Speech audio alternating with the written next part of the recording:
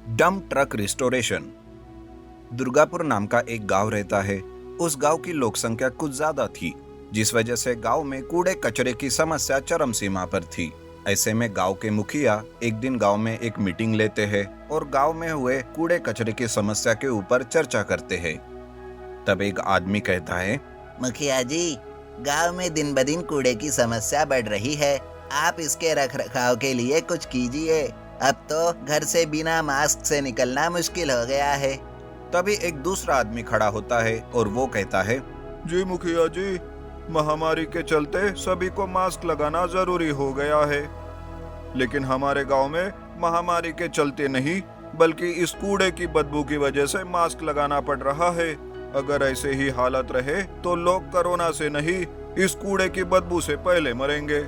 काफी लोगों की बातें सुनकर मुखिया गांव के कूड़े को ठिकाने लगाने के लिए एक आदमी को ढूंढने के लिए कहते हैं, लेकिन गांव में ऐसा कोई भी नहीं मिलता जो ये काम करने के लिए तैयार हो।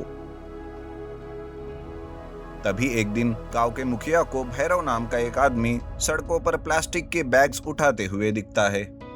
मुखिया जी उसे देखकर उसे बुलाते हैं और कहते हैं, अरे भाई सुनो भैरव, तुम्हारे लिए एक अच्छा काम है मेरे पास, क्या तुम वो करना चाहोगे?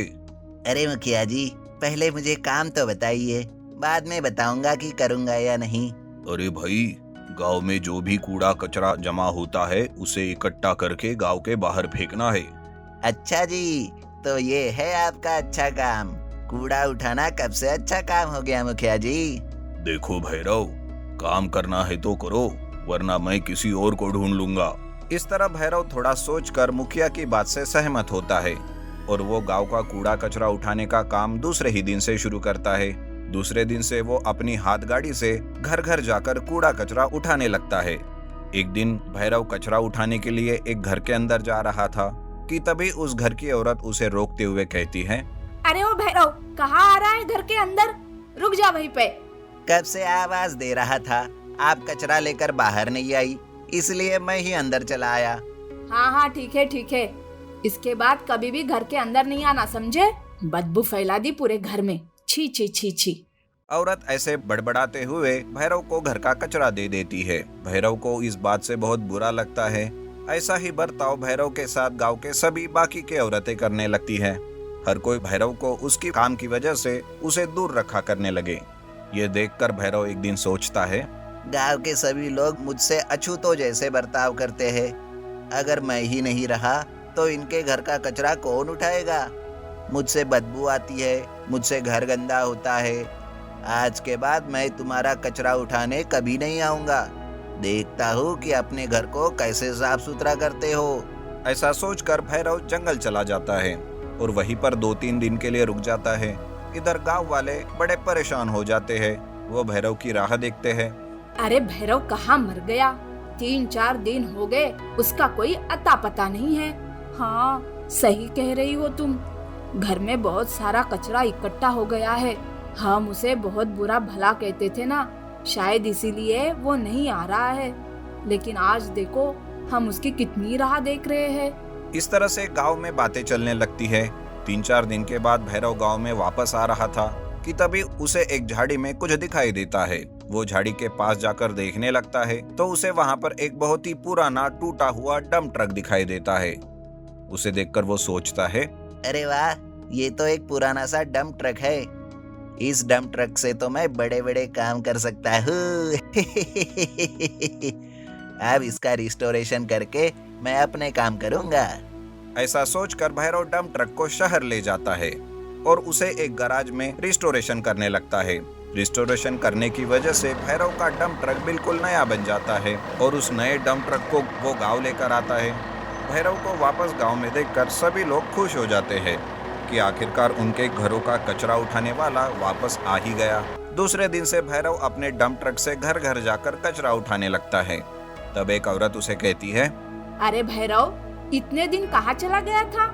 तुम्हारी वजह से हमें कितनी परेशानी झेलनी पड़ी है। क्यों माँ जी, ट्रक ऑटोमेटिक कचरा उठा रहा है, इसलिए अच्छे से बात कर रही हो आज। उस दिन जब कचरा उठाने घर में घुसा था तब तो बड़ी बड़ी बातें कर रही थी और मुझसे अछूतों जैसा पेश आ रही थी। वो औरत बिना कुछ कहे अंदर चली जाती है। जिस वजह से भैरव उन सब गांव वालों को मजा चखाना चाहता था। इसलिए भैरव चोरी का प्लान बनाता है और प्लान के हिसाब से वो रात को एक घर में चोरी करने जाता है। उस घर के सारे लोग सो रहे थे, तब भैरव उस घर में चोरी करता है और उन्हीं के घर का कचरा आंगन में फैलाकर चला जाता है। दूसरे दिन वो घर के लोग घर में चोरी होने की वजह से चिल्लाने लगते हैं।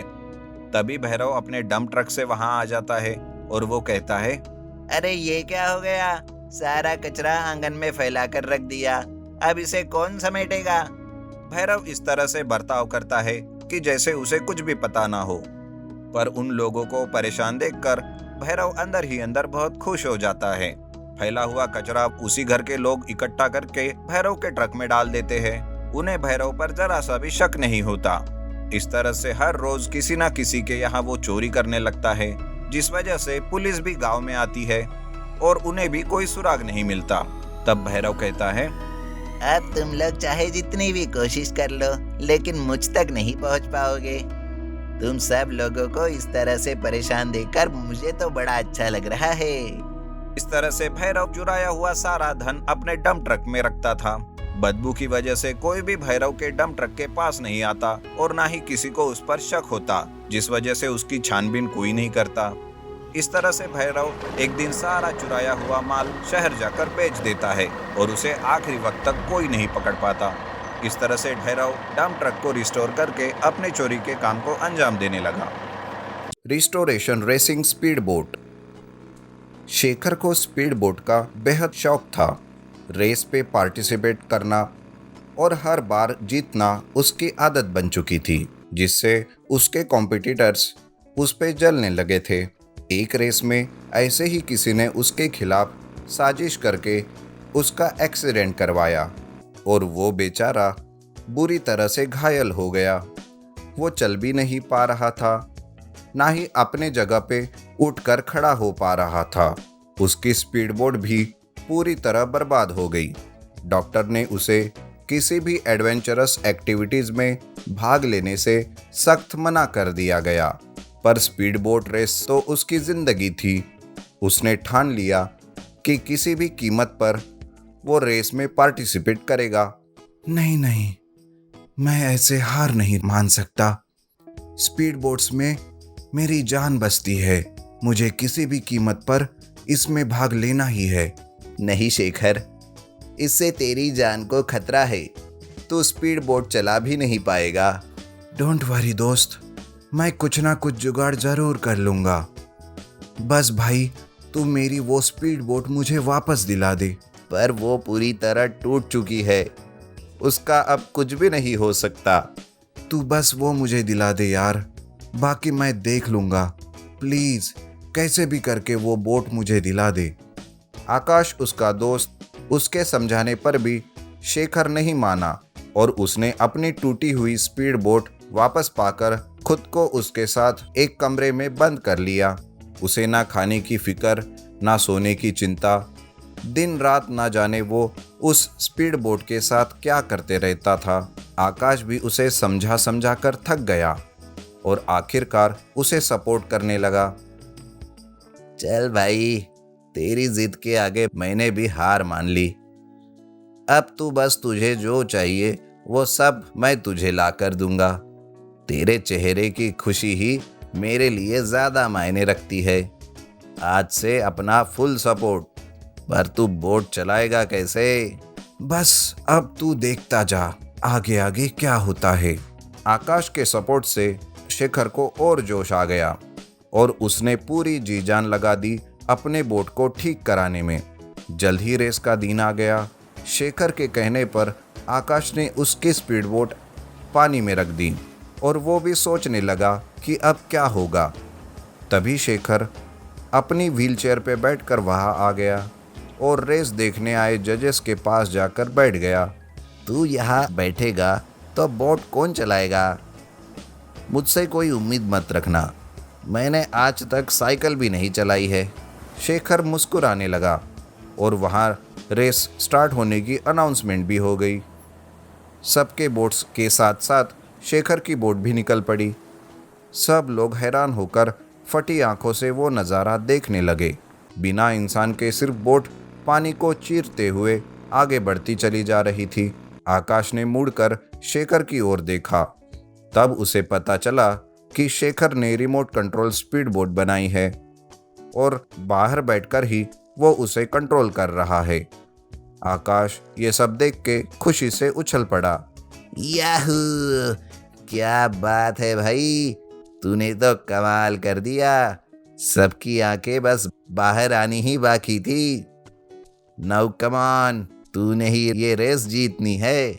वहां शेखर के कॉम्पिटिटर्स में से कुछ जो उस पर हमेशा जलते और उसकी हालत के जिम्मेदार थे, वो गुस्से से तिल मिला उठे। उन्होंने फिर से एक दूसरे को और इशारा कर उसकी बोट पर दोनों साइड से टक्कर मारना शुरू कर दिया। पर शेखर इन सब के लिए तैयार था। उसने तुरंत अपनी बोट हवा में उछाली और उनसे थोड़ा आगे निकल गया। इस बार नहीं बच्चों, इस बार मेरी पूरी नजर तुम लोगों पर ही है। ये रेस तो मैं ही जीतूंगा। शेखर की बोट को आगे निकालता देख उन्होंने अब चारों ओर से उसे ब्लॉक कर दिया और उसके साथ साथ चलने लगे। पर अचानक सबके आंखों के सामने बोट पानी के अंदर चली गई। सब रुककर यहाँ वहाँ देख ही रहे थे कि उनको लगा गई इसकी बोट पानी में। पर ये क्या, उनका तो दिल बाहर आना बाकी था।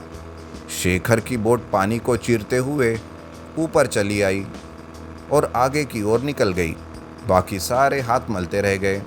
उतने में एक कॉम्पिटिटर ने किसी को फ़ोन मिलाया और गुस्से में इंस्ट्रक्शंस देने लगा। हे शेखर, बचो, रुक तू, अभी तुझे दिखाता हूँ। कोई शेखर से उसका रिमोट छीनने वहां आ गया था और वो उससे वो रिमोट छीनता इससे पहले आकाश ने उसे देख लिया और उस पर टूट पड़ा। मैं इसे देखता हूँ, तू रेस पर ध्यान दे। यहाँ आकाश और उस आदमी की फाइटिंग हो रही थी तो वहाँ स्पीड बोट्स की एक दूसरे को टक्कर मारते मारते सारे आगे बढ़ रहे थे कि शेखर की बोट अचानक बहुत ज़्यादा स्पीड में चक्कर लगाने लगी और सर्कल बनाने लगी, जिस वजह से उसकी आसपास चल रही बोट्स पानी के बहाव से अपना संतुलन खोकर लुढ़क गई और उसमें बैठे लोग भी पानी में गिर गए। अब बस 3 बोट्स ही रेस का हिस्सा थी। उनमें काफ़ी रोमांचक रेस शुरू थी कि अचानक एक बोट ने शेखर की बोट को टक्कर मारी। पर शेखर इस बार पूरी तैयारी के साथ आ गया था। उसने बोट को संभालकर उसकी स्पीड दुगनी कर दी और रोमांचक तरीके से ये रेस जीत ली, जिसकी एक्साइटमेंट में वो खुद भी चिल्लाकर खड़ा हो गया और आकाश उसकी ओर भागा चला आया। ओह माय गॉड शेखर, तुम अपने पैरों पर खड़े हो गए। It's a miracle. सच में स्पीड बोट रेस तुम्हारे लिए नई जिंदगी लेकर आई है। Congratulations bro. थैंक्स ब्रो, सही कहा तुमने।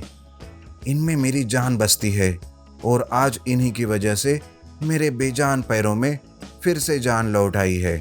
शेखर अपने पॉजिटिव एटीट्यूड और जिद के कारण स्पीड बोट रेस और जिंदगी की रेस दोनों ही जीत गया।